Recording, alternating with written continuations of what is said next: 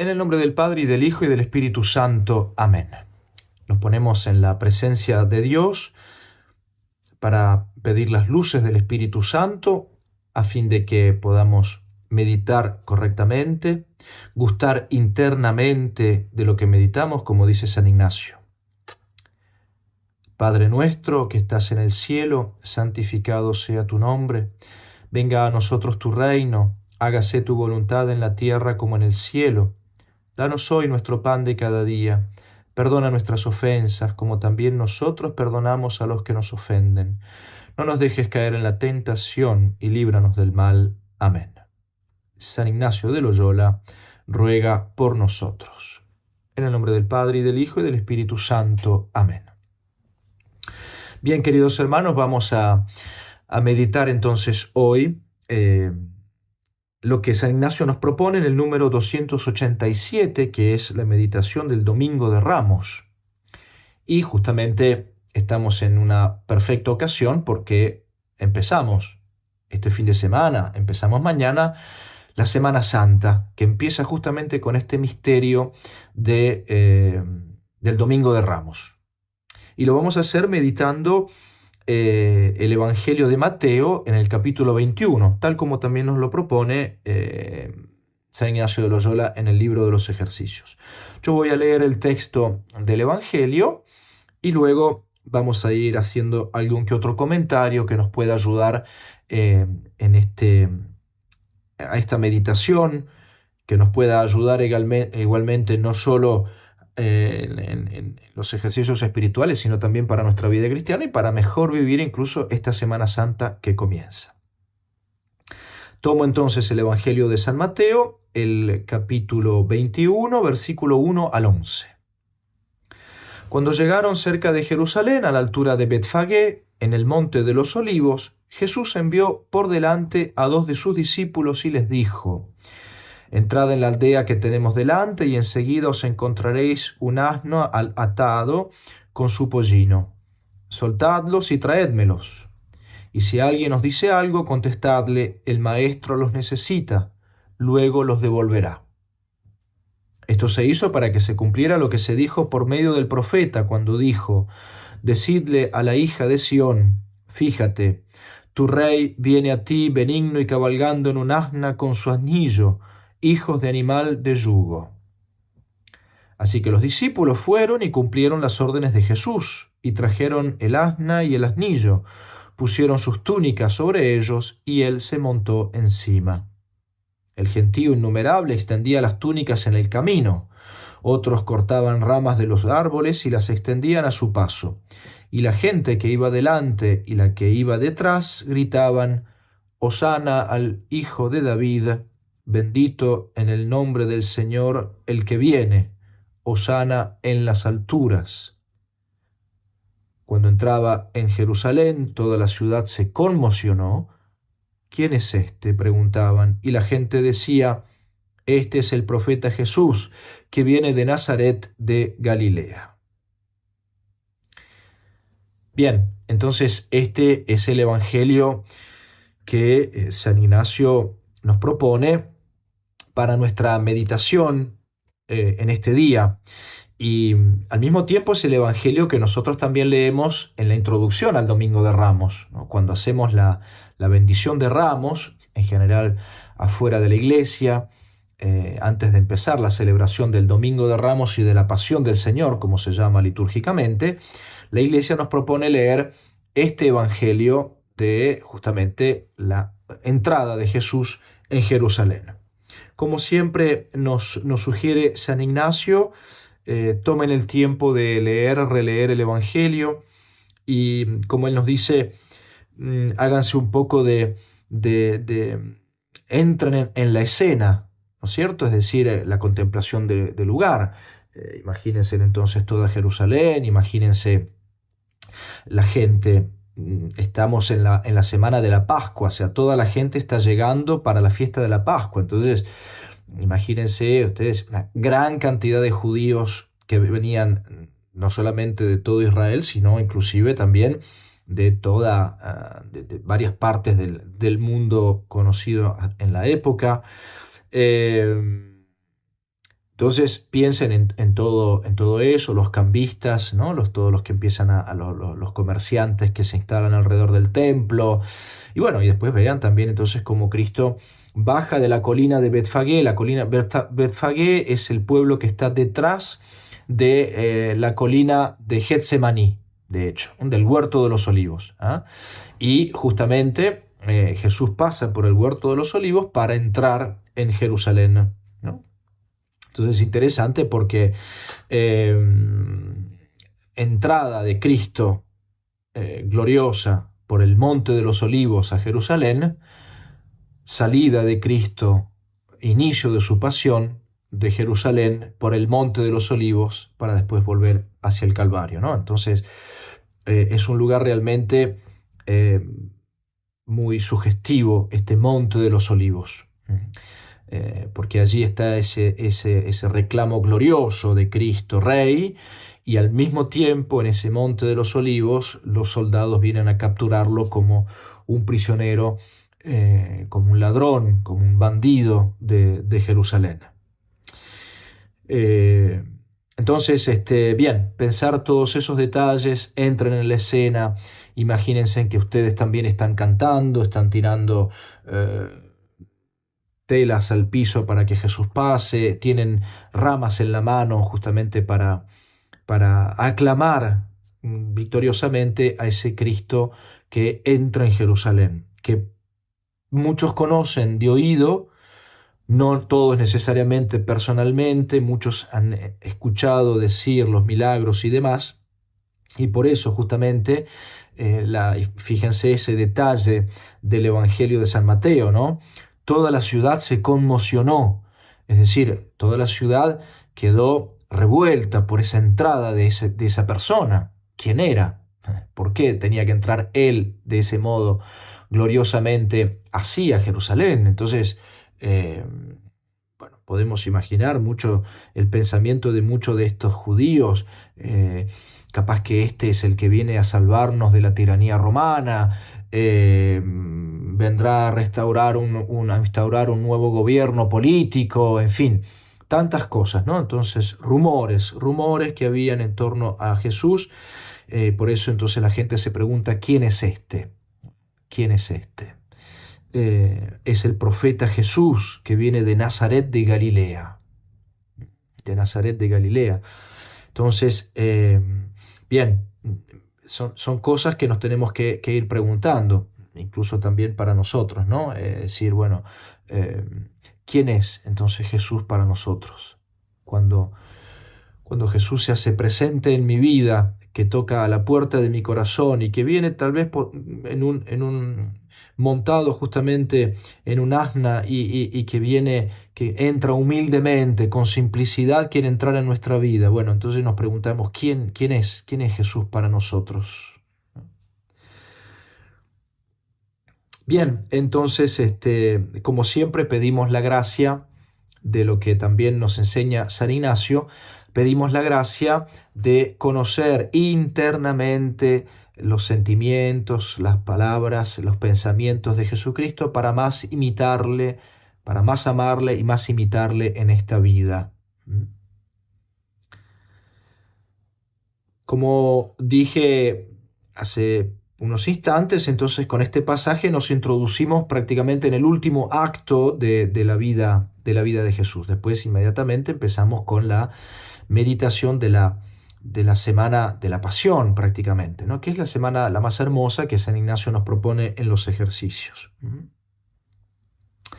Bien, les doy primero algunas indicaciones geográficas, históricas de este contexto de la Pascua y de esta entrada de Cristo en Jerusalén, para que ustedes tengan un contexto, les sirva más también para meditar. Entonces, lo primero que hay que decir es que justamente estamos en el tiempo de Pascua, la semana de Pascua de los judíos, y entonces, como dije recién, Jerusalén estaba llena de peregrinos. Se dice que hay un gobernador que 30 años después prácticamente, inclusive antes de, o sea, 30 años después prácticamente de la muerte de Cristo, tuvo que hacer un censo justamente de los corderos que se sacrificaban para la Pascua, porque cada familia tenía que sacrificar un cordero para la Pascua en Jerusalén, y se aproximaban al 250.000. Entonces, calculen ustedes que eso era por familia generalmente, entonces había que multiplicar el número de personas que componían la familia, por lo tanto, la cantidad de gente que estaba en Jerusalén en ese momento. No había mejor momento para hacer esa entrada en Jerusalén que ese día. Evidentemente, también es un detalle importante a tener en cuenta cuando meditamos estos evangelios. Nada escapa a la providencia divina, nada está hecho por caso, todo está perfectamente meditado y premeditado por el Señor, y Jesús sabe lo que va a hacer.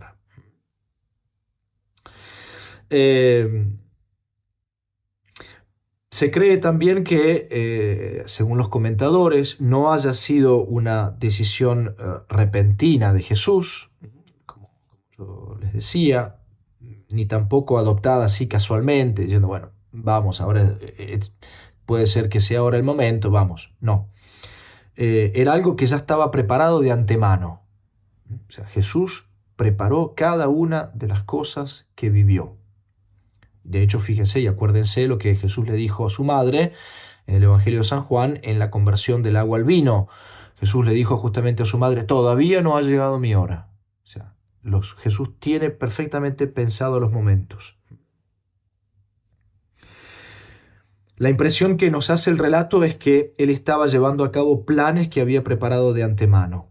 Envió a sus discípulos a la aldea para recoger justamente esta asna y su asnillo. Mateo menciona Betfagé y Marcos va a mencionar también Betania, que Betania era el pueblo de Marta y María y Lázaro, ¿no? Todo está alrededor, como decía, pasando del otro lado de la colina del Monte de los Olivos. Entonces Jesús había hecho perfectamente los preparativos para que le preparara. Él ya sabía dónde tenía que mandar a los discípulos, a quién tenía que mandar a pedirle el asna y el asnillo. Todo estaba perfectamente calculado, al punto tal que, fíjense cómo Jesús le dice a los discípulos, vayan a tal aldea, a tal persona, y ahí busquen el animal y díganle que el maestro lo necesita. O sea, probablemente Jesús se haya puesto de acuerdo con esa persona, o le haya dicho, miren, en algún momento, pasando por ahí, él visitaba frecuentemente esos dos lugares, porque allí estaba la familia muy amada de Jesús, la familia de Marta y María y Lázaro. Entonces Jesús puede tranquilamente haber dicho a esa persona, cuando sea necesario, yo voy a necesitar tu ayuda para que sepas, en fin. Pero todo estaba pensado, ¿no? Así que entonces Jesucristo entra cabalgando en Jerusalén. Un hecho importante, un detalle importante es el hecho de que el asno no se había usado nunca antes. Y justamente eso es un detalle que es importante para el propósito de Jesús. La becerra roja que se usaba en ceremonias de purificación para los judíos debía ser un animal sobre el cual no se había puesto yugo. No se había usado, ¿no? Eso está en el libro de los Deuteronomios y en los Números. En el libro de Samuel se dice también que la carreta en la que se llevaba el arca del Señor debía ser una que no se hubiera usado antes para ninguna otra cosa. Entonces, eso muestra justamente que la especial santidad de esta ocasión y de la persona que se lleva, de la persona que está usando ese animal, se subraya justamente por el hecho de que el asna no había sido cabalgado por nadie antes. Es una figura, por lo tanto, que ya estaba prefigurada en el Antiguo Testamento. Cristo entonces entra como el santo de los santos. La multitud recibió a Jesucristo entonces como un rey. Como yo les decía recién, probablemente muchos pensando que era un rey humano, o como un rey político, si se quiere. Extendieron sus túnicas a su paso. Y esto solamente había sucedido pocas veces en el Antiguo Testamento. Es muy interesante. A Jehú, en el segundo libro de los Reyes, cuando lo proclaman rey de Jerusalén, extienden los mantos por el piso. Y arrancan también ramas de los árboles y ondearon ramas de palmera para la aclamación de este rey. Y después cuando Simón Macabeo entra victorioso en Jerusalén, después de haber conquistado Jerusalén con todo el problema de Epifanio Antíoco, ¿no? Los persas que invadieron Jerusalén, de hecho. Cuando entonces los macabeos retoman la Tierra Santa y Jerusalén, cuando Simón Macabeo entra glorioso en Jerusalén, justamente se le extienden mantos en el piso y se lo recibe con palmas como un signo de victoria, ¿no? Eso está también en el primer libro de los Macabeos. Y lo reciben a Jesús con el saludo de los peregrinos que venían a la fiesta de Jerusalén. Bendito el que viene en nombre del Señor. Eso es del Salmo 118. Vayan notando cómo todo está perfectamente calculado y hay una gran unión entre el Antiguo y el Nuevo Testamento, es decir, ese momento de la vida de Jesús. Y ellos gritaban, la gente gritaba, Hosana. Y hay que tratar de entender lo que quiere decir Hosana también, ¿no? Hosana quiere decir en hebreo salvar ahora. Salvar ahora, es decir, es un pedido, es una llamada de auxilio que se hace también en la alegría, ¿no? Es decir, la gente contenta pidiendo que ese Salvador o esa persona lo salve de algo, ¿no? Entonces, salvar ahora. Y era justamente un poco el grito que las personas hacían o al rey o a Dios. Y eso es también del Salmo 118. Sálvanos, te suplicamos, oh Señor. Sálvanos, te suplicamos, oh Señor. Entonces la frase probablemente de Hosana en las alturas haya sido justamente también de pedir que inclusive el cielo implore para que ese rey los salve a ellos. Aunque repito, ese salvar puede haber sido entendido de distintos modos. Pero fíjense cómo todo tiene un signo profundo, interior, inclusive para nosotros. Hosana al Hijo de David. O sea, Hosana, sálvanos Señor, tú que eres nuestro Rey, nuestro Salvador, sálvanos ahora. Y cada vez que cantamos nosotros el Hosana, el Santo, ¿no? En la misa, de esto nos acordamos. Y eso es lo que pedimos. Señor, sálvanos ahora con el sacrificio eucarístico.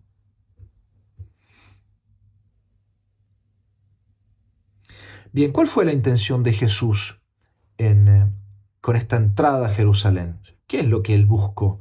Él sabía perfectamente que corría riesgo su vida.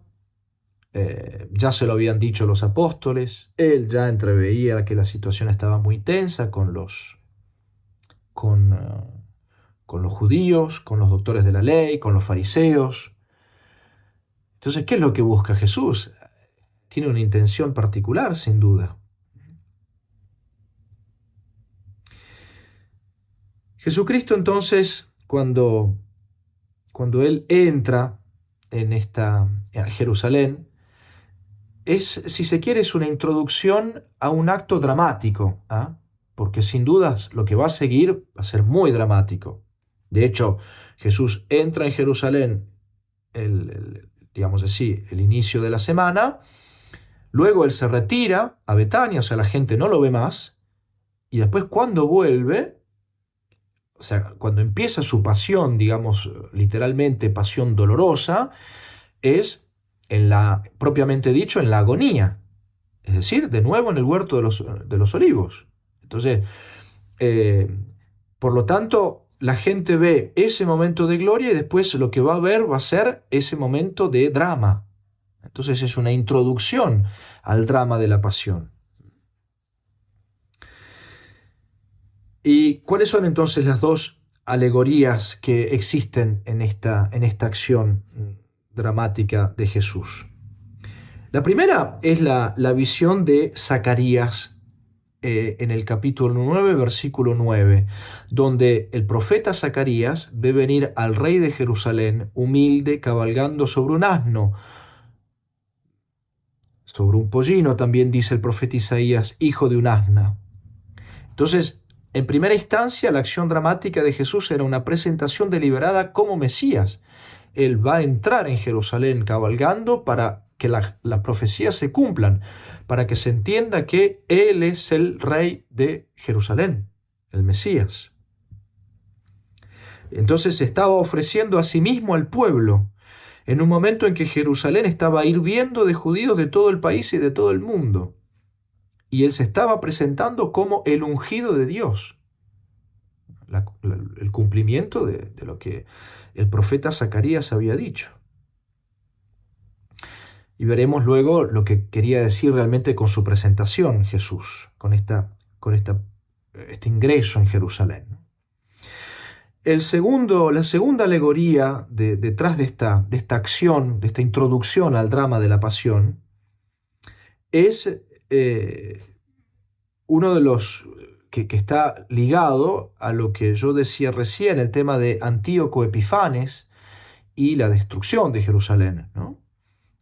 Justamente uno de los mayores desastres de la historia judía fue la captura de Jerusalén por los persas en el 175 a.C.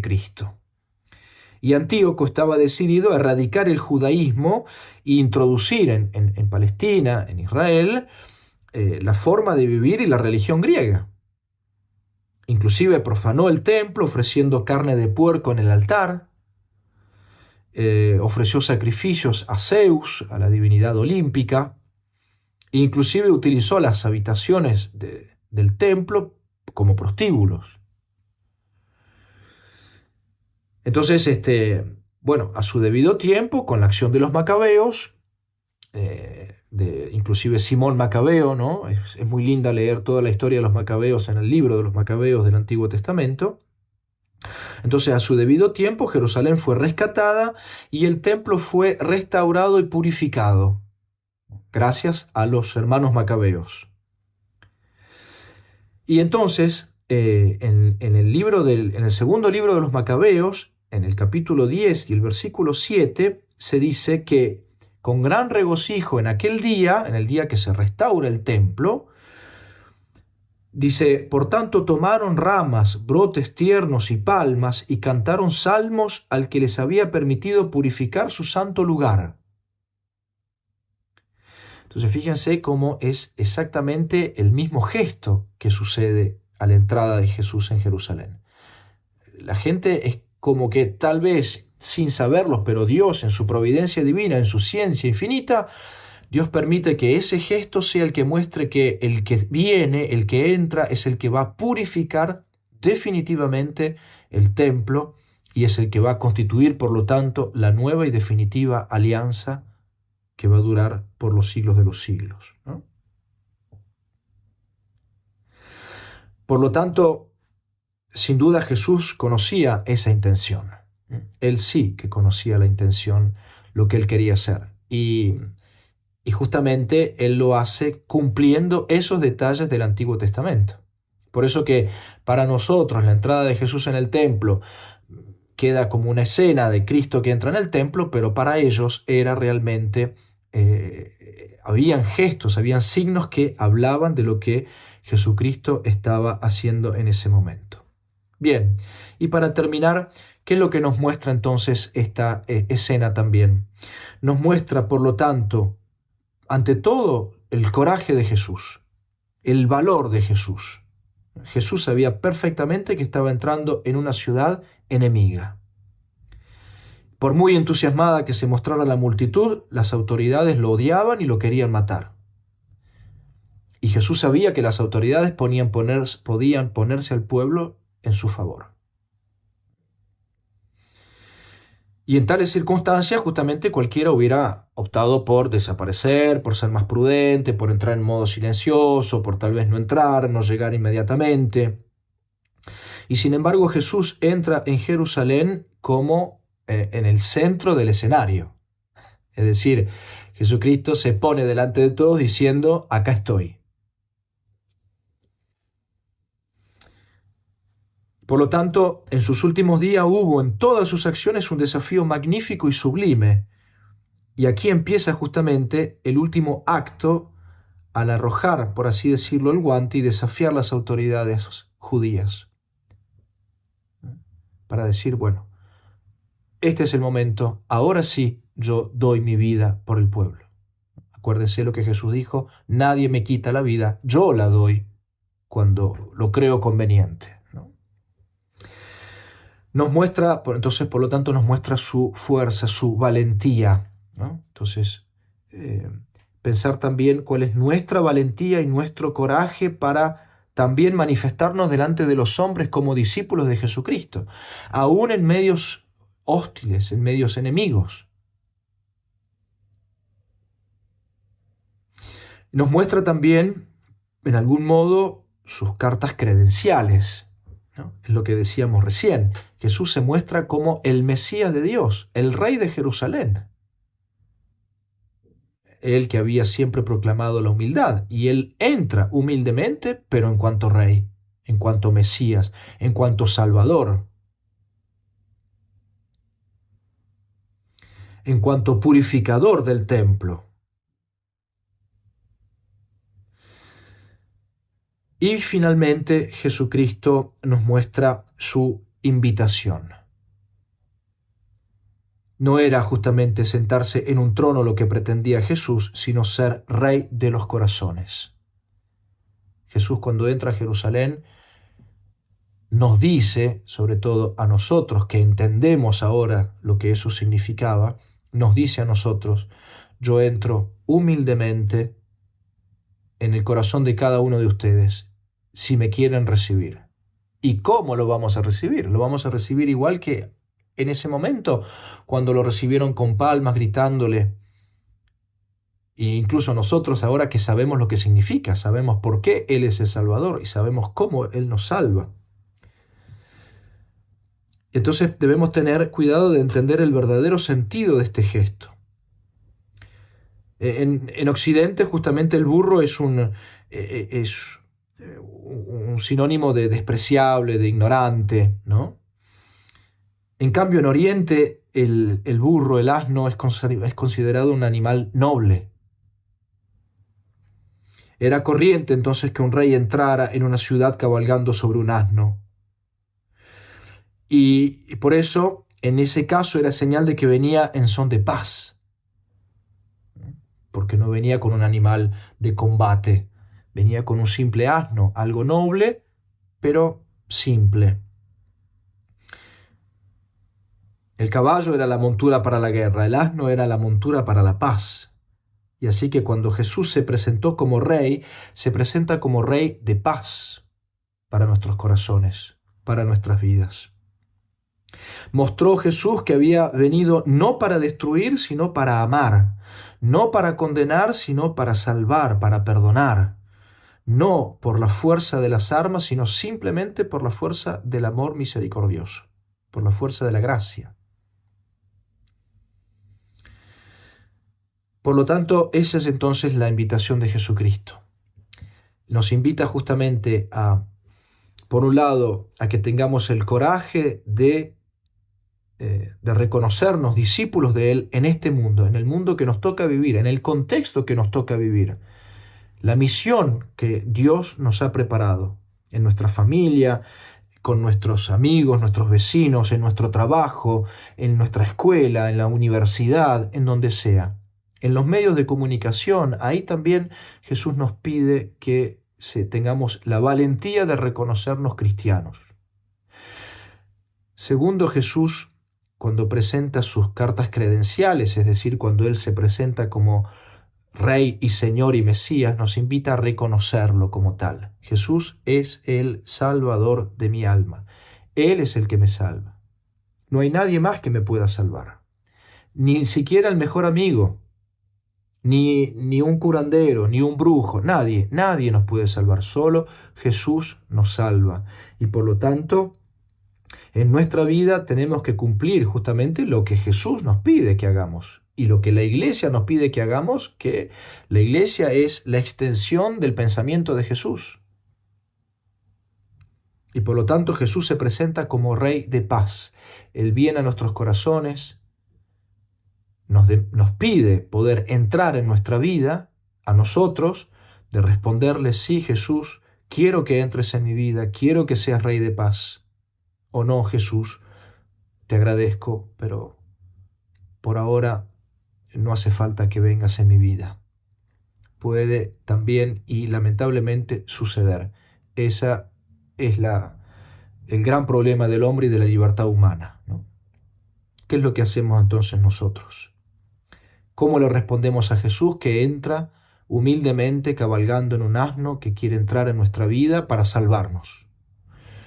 Bueno, eso entonces a lo que ustedes tienen que responder, la gracia que tienen que pedir en estos ejercicios espirituales para que justamente el sacrificio de Jesús no sea un sacrificio de Jesús en vano, sino que sea un sacrificio verdadero. Que el Señor Jesús nos dé entonces esta gracia a todos nosotros. Buena meditación para todos, buena continuación en los ejercicios espirituales y buena y santa semana para todos. En el nombre del Padre, y del Hijo, y del Espíritu Santo. Amén.